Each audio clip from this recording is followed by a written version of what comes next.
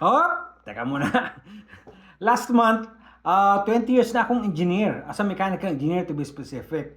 So I thought of, since magsasagot ako ng mga tanong sa mga YouTube channel ko before na mga hindi ko pa nasagot, I thought of try to gather some questions from you, my subscribers, especially sa YouTube channel, whatever questions you have about engineering specifically.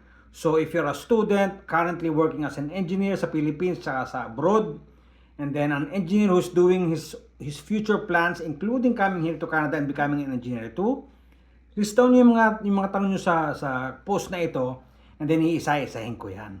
Alright, so I'll wait for that para magawa ko yung video.